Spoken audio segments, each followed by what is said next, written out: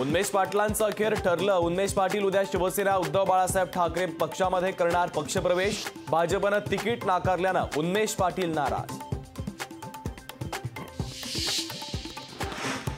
उन्मेष पाटलांची समजूत काढण्याचा भाजपचा प्रयत्न। जळगावमधून उमेदवारी न मिळाल्यानं उन्मेष पाटील नाराज।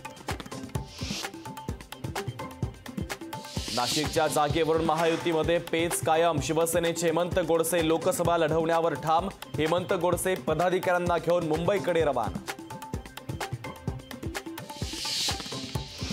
2 दिवसात जागा वाटपाच्या संदर्भात चित्र स्पष्ट होणार। 48 जागांच्या संदर्भात लवकरच निर्णय होईल। महायुतीच्या जागा वाटपाबाबत उदय सामंतांचं मोठं वक्तव्य। सिंधुदुर्गात नारायण राणेंच्या फोटो आणि स्टेटसची चर्चा। मात्र रत्नागिरीत सिंधुदुर्गची उमेदवारी कोणाला मिळणार याकडे लक्ष। वंचितला महाविकास आघाडीसोबत युतीच करायची नव्हती। प्रकाश आंबेडकर महान आहेत, त्यांच्यावर काय बोलणार? काँग्रेस प्रदेश अध्यक्ष नाना पटोलेंचा खोचक टोला। रामदास कदमांना पदांचा गैरवापर करून घोटाळा केला तर पुढील काळात 12 ते 13 घोटाळे बाहेर काढणार। अनिल परबांचा गौप्यस्फोट। पवारांच्या नावानं मत मागण्याचे दिवस आता राहिले नाही। पवार त्यांच्या जागेवर आहेत, मात्र आपण कुठेच नाही। शिवाजीराव आढळराव पाटलांचा अमोल कोल्हेंना टोला।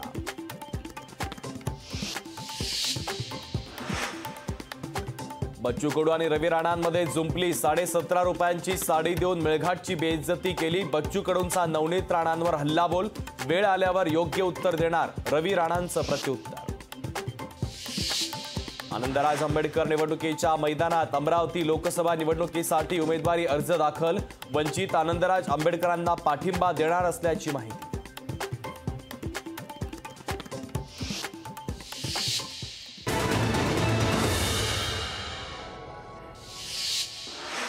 युवासेना प्रमुख आदित्य ठाकरे यवतमाळमध्ये दाखल। मंत्री संजय देशमुख थोड्याच वेळात आदित्य ठाकरे आणि रोहित पवारांच्या उपस्थितीत भरणार उमेदवारी अर्ज। हेमंत पाटील उमेदवारी वाचवण्यासाठी हजारो शिवसैनिक मुंबईकडे रवाना, तर 200 ते 300 गाड्यांच्या ताफ्यांसह मुंबईकडे रवाना। भाजप प्रभारी दिनेश शर्मा घेणार राज ठाकरेंची भेट। मुख्यमंत्री शिंदे, अजित पवार तसंच महायुतीच्या प्रत्येक उमेदवारासोबत करणार चर्चा। आदित्य ठाकरे 4 एप्रिलला बुलढाण्याच्या दौऱ्यावर। नरेंद्र खेडेकरांचा उमेदवारी अर्ज भरताना हजर राहणार। उमेदवारी अर्ज भरण्यासाठी होणार रॅली आणि प्रचार सभा। उमेदवार कुणीही आला तर निवडणुकीच्या पद्धतीनं लढणार। गेल्या वेळेपेक्षा मोठ्या मताधिक्यानं निवडून येणार, डॉक्टर श्रीकांत शिंदे यांनी व्यक्त केला विश्वास। नांदेडमध्ये मराठा समाजानं अडवली अमिता चव्हाणांची गाडी। मुदखेड तालुक्यातील माळकौठामध्ये आरक्षणासाठी मराठा समाज आक्रमक। रामदेव बाबांनी कोर्टासमोर मागितली माफी। केवळ दाखवण्यासाठी माफी मागू नका, सुप्रीम कोर्टानं रामदेव बाबांना फटकारलं। सोने चांदीच्या दरात मोठी वाढ। सोने प्रति तोळा 68,700 रुपयांवर, तर चांदीचे दर पोहोचले थेट 77,000 रुपयांवर।